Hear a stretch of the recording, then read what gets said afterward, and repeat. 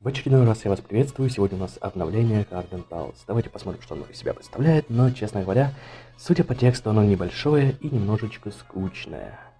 Но в любом случае мы его рассмотрим. И первое, что нас встречает, это новый герой. Герой Валенсия. Как я и говорил ранее, как я упоминал потом, что Валенсию, скорее всего, ведут как персонажа. Персонаж-воин, ближнего света, ну вы поняли. Персонаж с новым командным бафом, но, честно говоря, у света ближний бой такое себе. У них Лапис и Юджин, по-моему, персонажи ближнего боя. И если Юджин еще более-менее, у нее навык сильный, то Лапис ни о чем просто. Но Лапис вроде как планирует в следующей обнове ввести новое оружие, то есть второе дополнительное оружие. Но, судя по отзывам, будет такая же шляпа, как и первая шляпа. Ладно. Волна мечей. Обрушивает волну мечей, чтобы нанести урон. И второй ее навык — это удар молнии. Быстро бросается к врагу, нанося урон. Этот второй навык очень сильно похож на навык Эрины. Ну, босс, который, когда она заряжает атаку и кидается на врагов, соответственно, сбивает вам либо атаку, либо навык. Вот один в один, честно говоря, такой себе. Тут он, не знаю, вроде как просто наносит урон и ничего не сбивает. Ну, такой себе. Ладно, ее ультимативный навык — это сбит ранен, использует элегантное искусство фехтования, чтобы нанести 300% ДПС в виде урона по области ближнего боя. Ну и на 5 звездах при ударе молнии увеличивает атаку на 40% и атаку союзников на 20% на 4 секунды. Блин, это, конечно, все замечательно. И командный баф — это множитель критического удара на 100%. Так вот, это все замечательно, но проблема в том, что персонажа некуда воткнуть. Во-первых, нет мили-пачек толковых. Ну, есть одна мили-пачка, но она полностью собрана, и туда, ну, ее просто не воткнуть. Можно, конечно, воткнуть. Ладно, давайте так. Я видел уже, в принципе, этого персонажа в действии, и скажу так. Ну, он ничем не выделяется, ничем особенным не является, и много урона, ничего-то такого не дает. К персонажам дальнего боя ее толком не впихнуть, потому что, ну, они все дальнего боя, соответственно, бафы дальний бой. Соответственно, хоть и множитель критического урона, это хороший баф, но проблема в том, что, ну, его некуда сейчас впихнуть. У персонажей ближнего боя вообще, по-моему, ну, два персонажа я знаю только с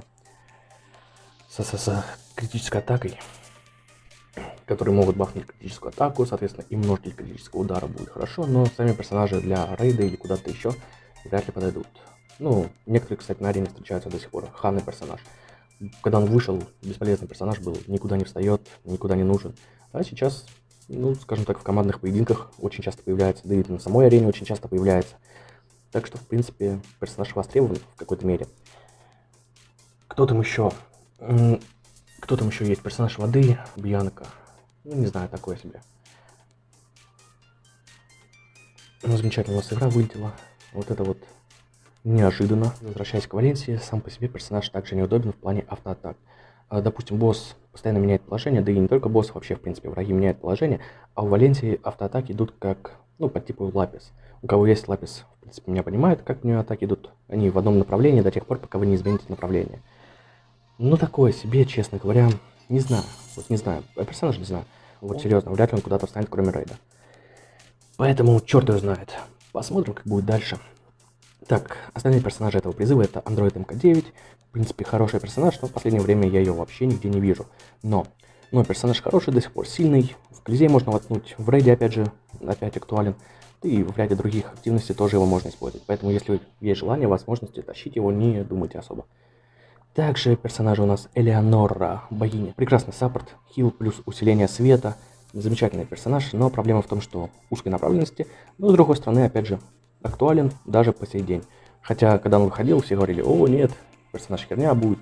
Однако вот персонаж живет, до сих пор и процветает. И персонаж Вероника, тоже саппорт воды, честно говоря, кроме рейда я ее нигде не видел, вообще нигде не встречается. Поэтому тут, если у вас есть пачка воды, то тащите этого персонажа. Если не хотите, то, в принципе, ее есть кем заменить. Допустим, той же Коко с ее посохом, то есть собрать проще намного будет.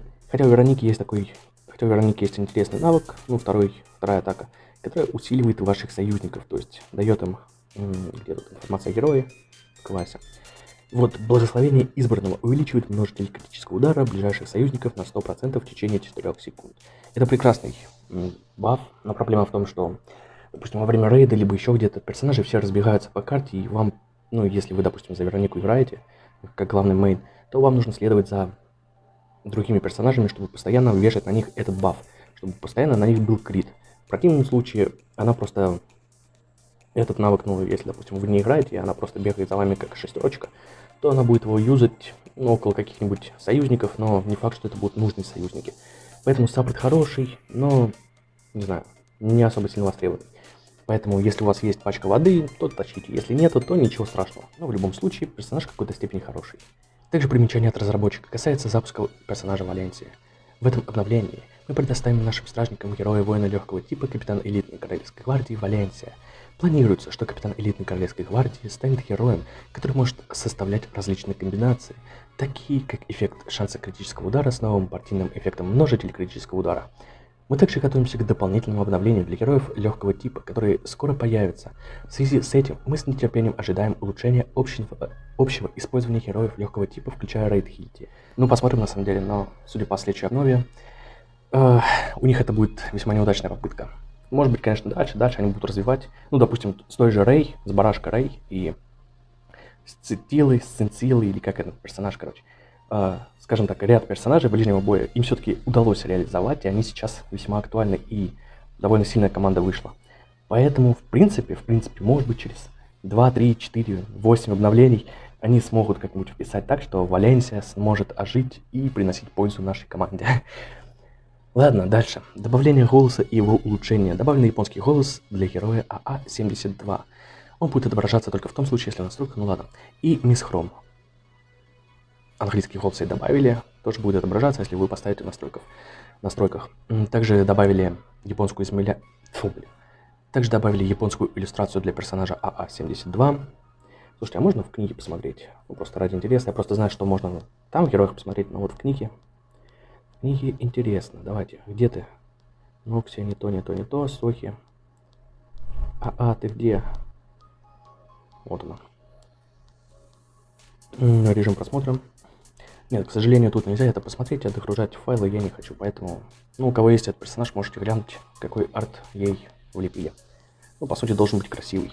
Дальше нам опять запустили билет пропуска стражника. Честно говоря, разработчику нужно уже менять полностью билет стражника, если они хотят, допустим, получать с этого деньги, чтобы им люди донатили и покупали этот пропуск. Потому что награды тут уже морально устарели, и, в принципе, оружие для персонажей 4 звезд, ну, такое себе. Банально вот, ну, раз в месяц. Хотя, с другой стороны, если поставить сюда зеленое оружие, то это даст преимущество для тех, кто сильно донатит. Нет, у них, конечно, есть еще... Нет, конечно, у них и так есть преимущество, но зачем его давать еще больше? Поэтому, в принципе, окей, пускай так остается, но просто в любом случае как-нибудь нужно поменять этот пропуск, но он не актуален уже, прям совсем не актуален. Следующее изменение касается смертельного матча 3 на 3. Статус награды был улучшен, чтобы ее было легче идентифицировать. Были внесены улучшения, чтобы псевдоним, пользовательский интерфейс калибровки для обычных атак и пользовательский интерфейс для тайм-аута, отображаемого при отмене во время атаки, не перекрывались. Добавлена модификация характеристик исцеления. В командном смертельном поединке способности героя удваиваются. Номер модификации лечебной характеристики может быть скорректирован после обновления. Не совсем понимаю вот это вот. В командном смертельном поединке способности героя удваиваются. Типа он еще мощнее будет бить. Окей. Просто не совсем понятен этот пункт. Но да ладно, пропустим его. В принципе, если что, потом разберемся. Ну, разберутся те, кто играет в этот режим. Так, дальше у нас кооператив. Изменение кооперативной игры. Окей, защита, начался новый сезон. Так, ну, как всегда, убрали 7 существующих трофеев, на их место поставили новые. Какие, зачем, известно, но не важно, поэтому, собственно, не имеет значения это озвучивать. И переходим к следующему пункту. С 1 по 14 число запустит завоевание гильдий. Для тех, кто слышит об этом впервые, это очень страшное место. И очень жаль, что его запустят, лучше бы запустили рейд еще раз. Ну ладно, хоть какое-то разнообразие, но ненавижу завоевание гильдий. Не знаю, до сих пор не привели в, скажем так, хорошее состояние. Нет, оно, конечно, интересное в какой-то мере, но не для меня. Я его терпеть не могу. Так, изменения, которые будут касаться завоеваний. Каждая боевая базовая практика босса доступна в период, предшествующий завоеванию. Короче, теперь вы сможете потренироваться перед тем, как начать бой с боссом, либо еще с кем-то. Ну, с боссом, скорее всего. Эффект снижения защиты энергетической башни. Штаб-квартиры командования ограничен на 60%. В окно записей об участии членов гильдии добавлена функция смена раунда.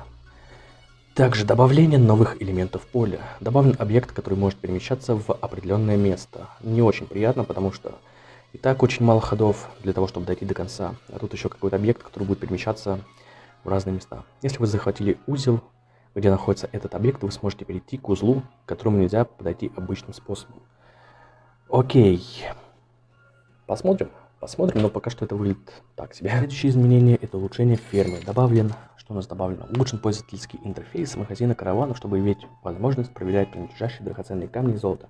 Короче, вот эту вкладку, вот сверху, где ресурсы, добавили вот эту вкладочку. Давайте загуглимся, пока мы тут рядом находимся. Все прекрасно. Не знаю, желтый куб покупать, не покупать, да ладно, чем 90 тысяч всего лишь стоит. Все, забираем. Что у нас дальше? При попытке обновить магазин без золотого лепестка теперь будет отображаться местоположение получения. Окей, черт его знает, как это работает. Когда количество вырезанных плиток превысит 25, уведомление о строительстве больше не будет отображаться. Хорошо. Также добавлено взаимодействие. Взаимодействие добавлено к объекту треугольной палатки и стола для пикника. Так, у меня есть стол для пикника. И ничего, да? Окей. Ну, палатки у меня еще нету, поэтому черт его знает, какое там взаимодействие. Добавили 2 новых уровня в башню Heavenhold, теперь максимальный этаж это 90-й. В принципе, не особо много добавили, ну ладно, пускай будет. По поводу того, что если кто-то задается вопросом, типа, почему у меня там встало и больше нету прохождения дальше, я потом это запишу, просто не было времени записывать это все, поэтому я потом дозапишу и, скорее всего, может быть, ну, в сентябре по-любому выложу до 90 уровня полностью прохождения этой башни. Хотя, кому это важно, могут посмотреть у других людей, которые уже прошли по-любому. А если кому это не важно, то можете подождать, пока я это закину. Добавлен новый эпизод комикса Heavenhold. Опять же, кому важно мое прочтение этих комиксов, то это будет потом. Добавлено 2 новых коллекции в книгу. Первая коллекция — это именное оружие на Валенсию, а ко второй коллекции мы сейчас переходим. Вторая коллекция — это коллекция из костюмов. 5 новых костюмов, которые нам добавили, увеличивают защиту на 0,5%. Честно говоря, дороговато стоит это 600 тысяч, 1200, 1200, 2400, плюс 600, 3000, 3300. Кристаллов вам нужно на то, чтобы вы купите всю эту коллекцию, не считая вот этого рыцаря, потому что он не относится ни к какой коллекции, бесполезное создание, которое тут находится.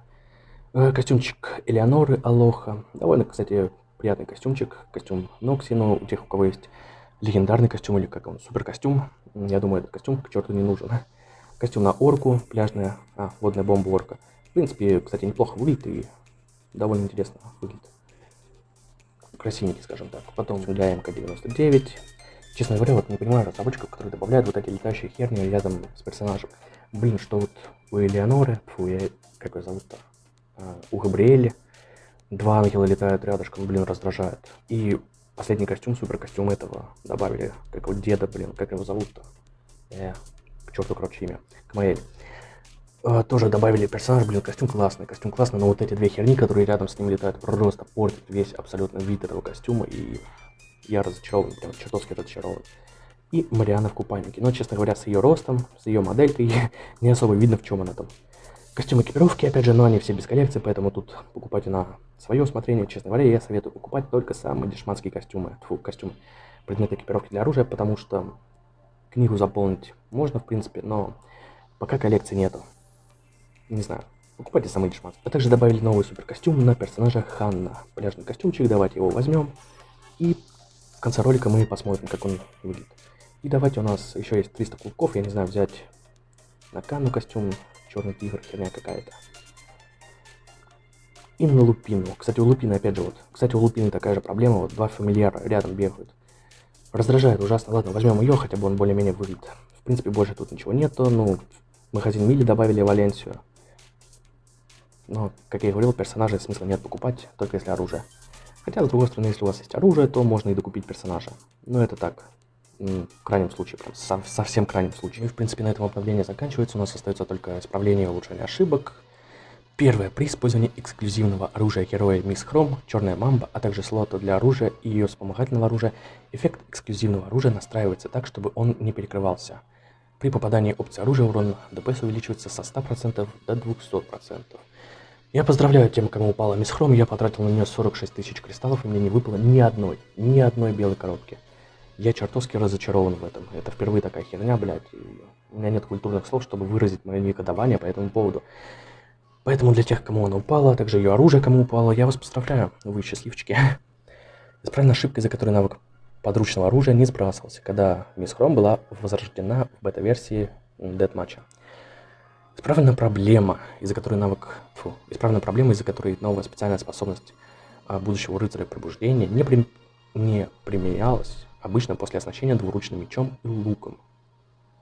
Двуручным мечом и луком. Future Knight. Ну да, у него бензопила. Окей, но, честно говоря, я не встречался с этим багом. Возможно, он был. Если приз за определенный вами абонементский пакет не был получен, он теперь будет отображаться в верхней части магазина. После получения приза он будет располагаться сверху до тех пор, пока вы не сможете получить его снова. Но это что-то на донатерском языке, поэтому нас это не касается. Когда предмет распродан в магазине реликвий, текст «невозможно приобрести» изменяется.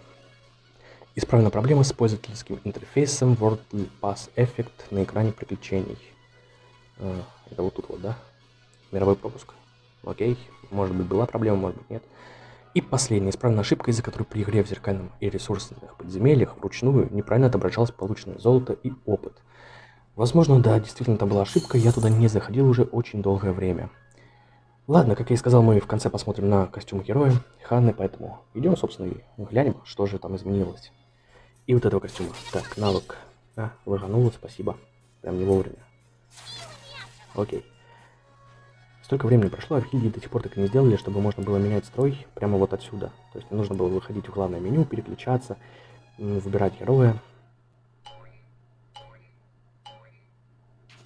Думаю, даже это никогда не сделают. Так, ну же, давай, навык. Ульта, активируйся. Ага, эльфивую башню строит и сносит ее одним точным ударом косы. Ну, довольно интересно выглядит. Ладно, следующее обновление будет таким же маленьким, скорее всего. Поэтому до встречи.